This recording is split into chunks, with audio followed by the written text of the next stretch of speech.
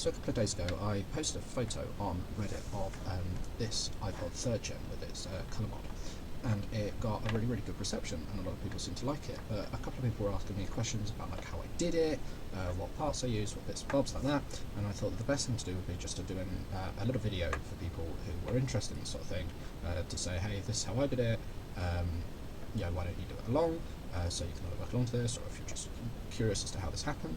So what I've done is I have gone into my hoard and grabbed out a standard 3rd Gen. So this is completely unmodded, it's got a flash drive in it at the moment. As you can see, the backlights are all the standard colours. It's a completely standard 3rd Gen, in the sense that what I'm going to do is I'm going to turn this iPod into this iPod. It's going to be flash modded, it's going to have a different colour backlight, and it's going to have different coloured button lights. So just to sort of show you what that looks like, this is it with the lights off, which I think shows off the colours much nicer. As you can see, you've got the white with the red compared to what we're going for, which is the all purple. I really like the white and purple, so I'm going to do white and purple again. It does not have to be white and purple, obviously. You can have whatever colour. You can even do different colours for each of the different lights if you want to buy those lights, and that's absolutely your prerogative and could look really cool.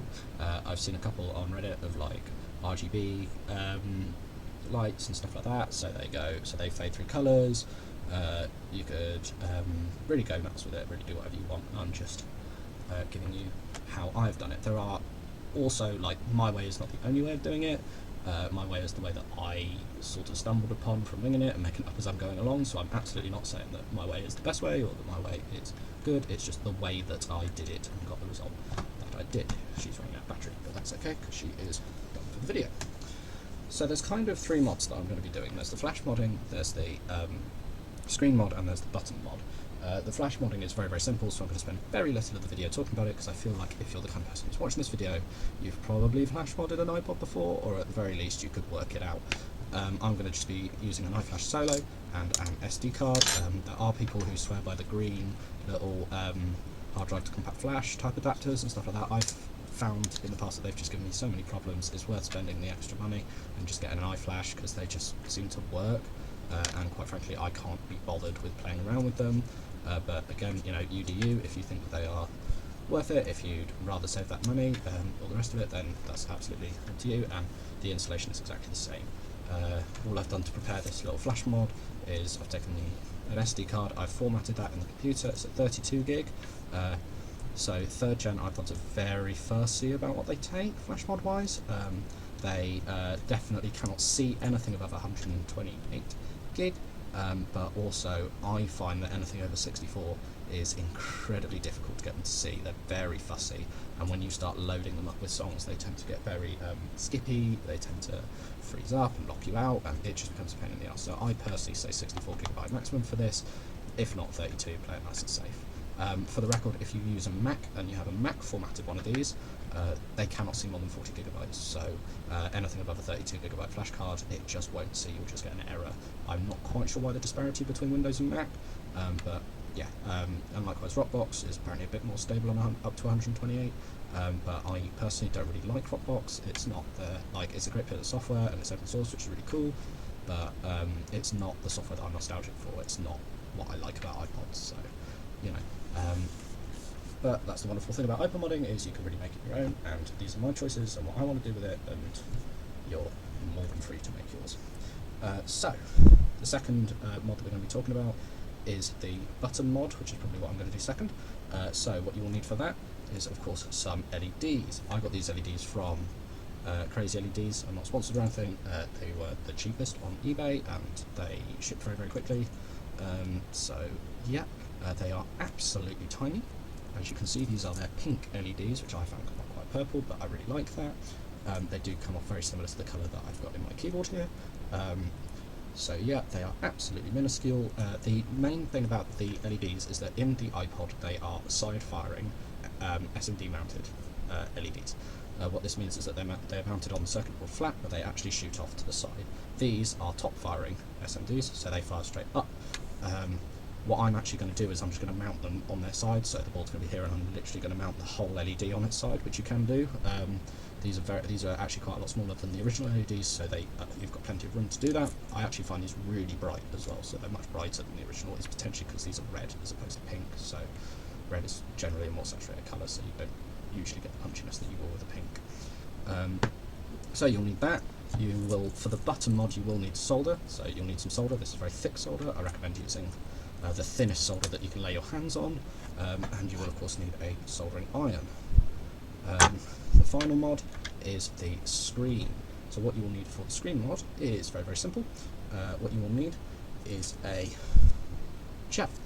So the gel that we're going to use, I work as a lighting designer, so I have got tons of these Swatchbooks of lighting designers gels.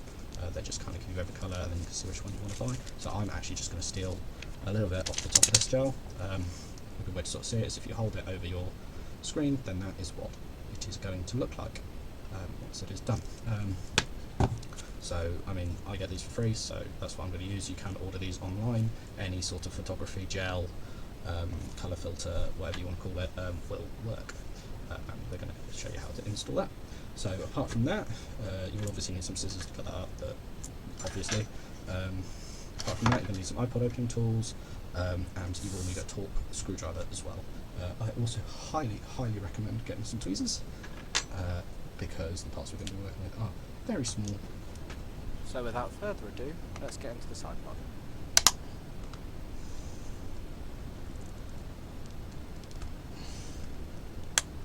There we go. So we run it up along the seam there, so you can see where it starts to come apart, and then we're going to push it down. Just going to keep unclipping, just keep unclipping, go around that corner. Should be able to start pulling it apart now. Use my other tool because that one's starting to snap. There we go. I'm just going to keep working our way around, and eventually you'll be able to peel her apart. There we go. Oh, what is holding you together? Give up your fight.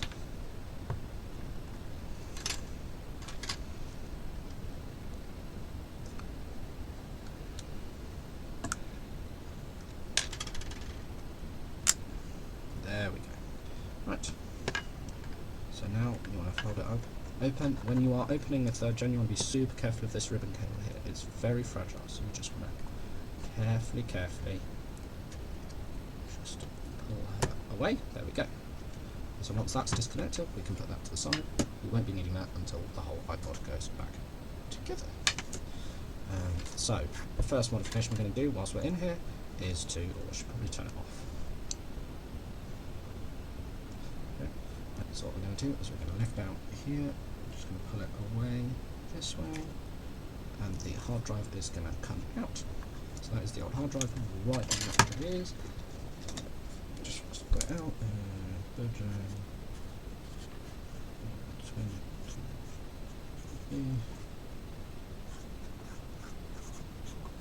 Good. So, what's next is we're going to lift this out. So this is a little blanket for the hard drive to sit on, and that comes away. There is like a connector underneath here, so we're going to use our tool. I'm just going to spray it in. We're just going to unplug that connector, which is what that looks like, and then that's all going to come out nicely. Fantastic. I'm going to leave that on there. Cool. So battery next. We're going to disconnect the battery because that's always a good idea to do nice and early on. So the battery connection is this little bit at the bottom, right here.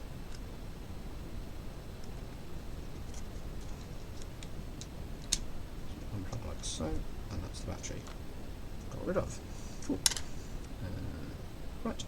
The next thing to do is I like to unplug the motherboard from the bit next, so that's this connection here, which again we just pull up. That then passes down the side and into the faceplate, into the front plate. So, let's get some of this tape. So there are a lot of torque screws in the iPod. There is 1, 2, 3, 4, 5, 6 torque screws. So we need to undo them. I like to put the screws in the back plate just because that's a nice place to put them. So that is the next task.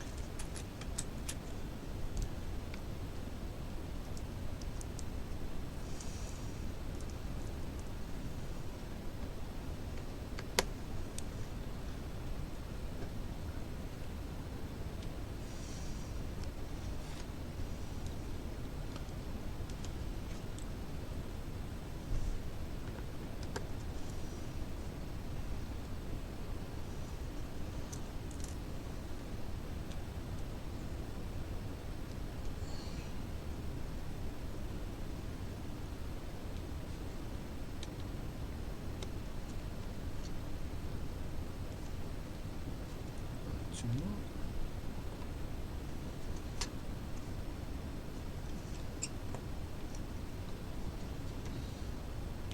There we go. Right. Now we can lift the motherboard out. So, and the battery comes with it. Hooray! Right, I'm going to put this somewhere safe.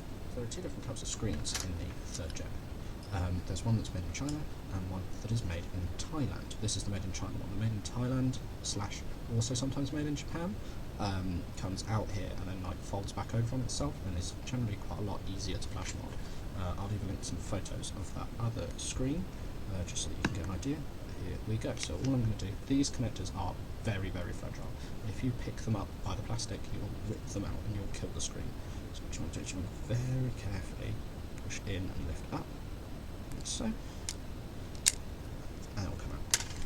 The screen is just held in with these like little plastic friction bits, so we're just going to lever her up and out she comes. So just for the sake of completion, this is the other type of screen that you may see in a 3rd gen iPod. It's the made in Thailand / made in Japan screen, and just how you mod these ones is a lot easier.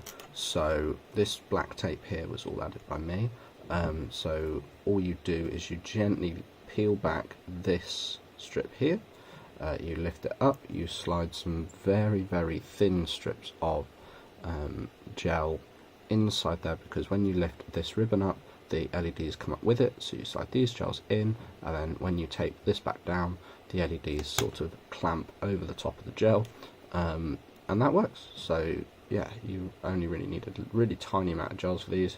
You could in theory do it without even removing it from the iPod. So this is the harder of the two screens to mod, but it's still not the end of the world. So what we're going to do is we're going to very gently press against the back of the screen. Being very careful not to rip any of this or dislodge anything or get any horrible fingerprints anywhere. And you'll see that there are several layers inside the screen. There is a paper back reflective layer, which is like glass, which is like a mirror. Then there is a glass looking diffusion layer, and then there's all the LCD. So the backlights are glued. You can see them just down the side there, those little white pixelated dots. They are stuck to the diffusion layer. So what we're going to do is we're going to slide our little bit of cut to size gel, this is our purple, and we're going to slide that very gently just on top of that diffusion layer. So in between the layer that the LEDs are stuck to and the layer in front of them. So very carefully separating.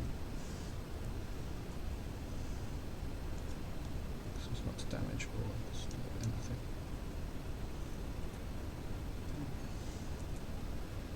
So you see me just pulling it apart.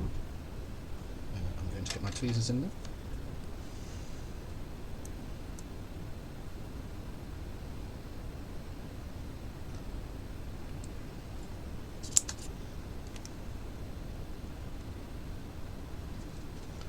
Go. So that's just slid the gel in there. I'll double check that that is in the layer above the LEDs, which it is.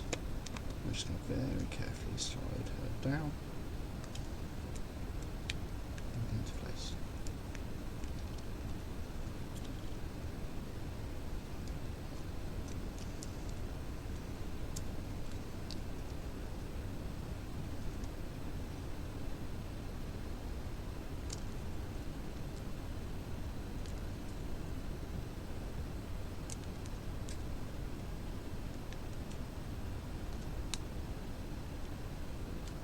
Okay, there we go. So now we're just going to close her up. There we go.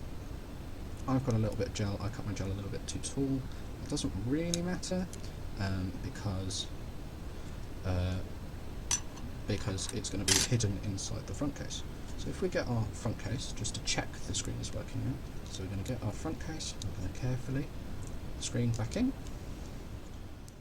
This one has our red LEDs in it, and we want to change them to pink. So what we're going to do, so the LEDs are 1, 2, 3, and 4.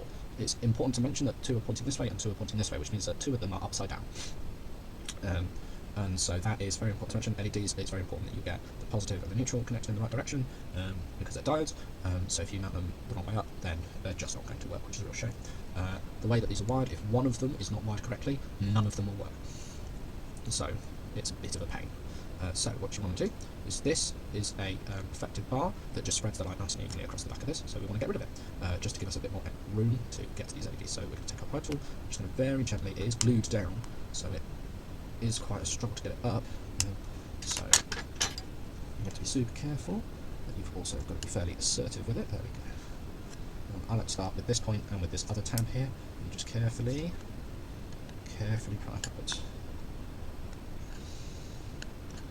Taking your time. iPod modding really can't be rushed. So just working there along. The bar is quite flexible, so it will take a bend. Okay. And there we have it. So as you can see, it's got this like white plastic reflector on it. That's somewhere nice and safe. And as you can see now, we can see straight through the holes into what is going on. Just to show you what that's like, what I mean. You can actually see all the menu and the fast forward and pause and play and stuff like that straight through there. Oh, that would be really cool in white if I had some white LEDs. Hint for someone watching that video, maybe. So here we go. So now comes the tricky bit, which is soldering and desoldering the old LEDs. If you look very carefully at the board, it may not show up on my camera, but if you're following along at home, then you should be able to see it. There's a little white dot that indicates the positive. So positive is at the top, negative is at the bottom, positive at the top, negative at the bottom. This one, the little white dot, is at the bottom, so positive, negative, positive, negative. And what I said about 2 being upside down. So what we're going to do is we're just going to desolder those 4 little LEDs. You want the smallest soldering point you can find for your soldering iron, and you're literally just going to heat it up and wiggle it free. Be careful not to overheat the board or anything like that. You could start getting into real issues. So that is the size that we are working at, which are these really, really tiny little LEDs.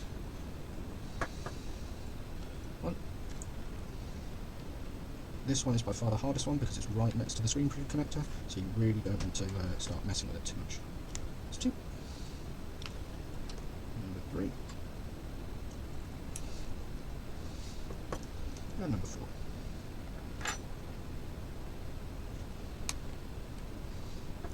4. Okay. So that's us ready. I'm just going to put some solder on the first tab. I'm going to start with this one and work our way along. So I like to put quite a lot, because I'm side mounting these, I'm going to put a fair amount of solder in there on the pad, such that I can melt it and melt the LED nice and happy. This is not a good soldering advice, this is not a soldering lesson, I'm by no means a master solderer, but I get the job done. And ensure your soldering iron is nice and hot and also nice and clean.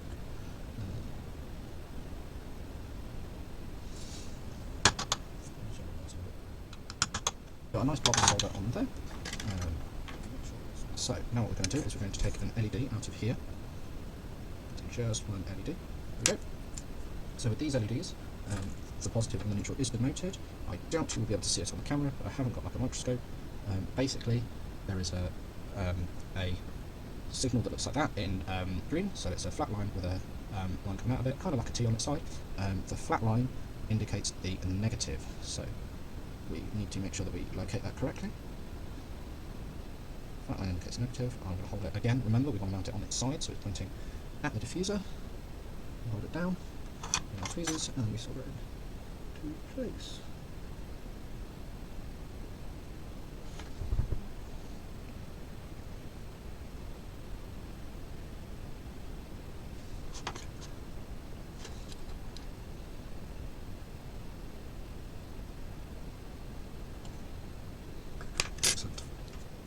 Then we want to do the positive terminal.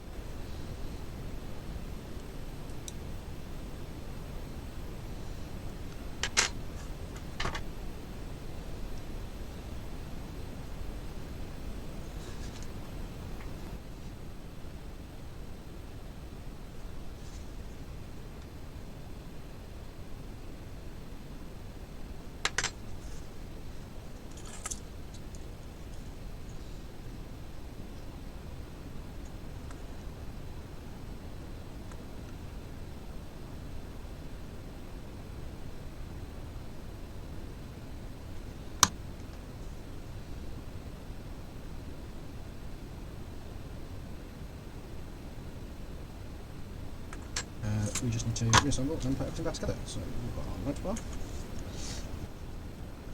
which goes into our bit. So, like I say, what we're going to do is we're going to reassemble. So, screen is going in.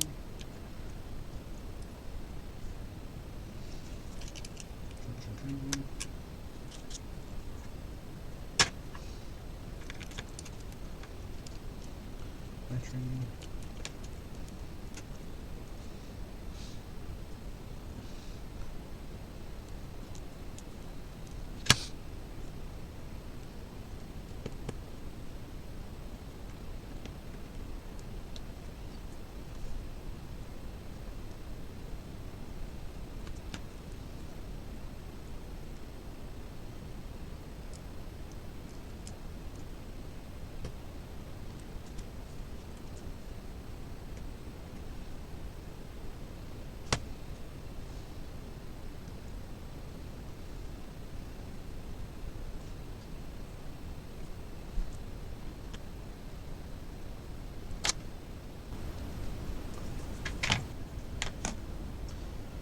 So there you have it.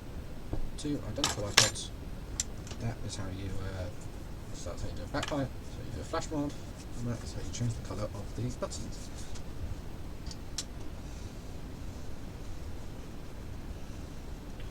Okay.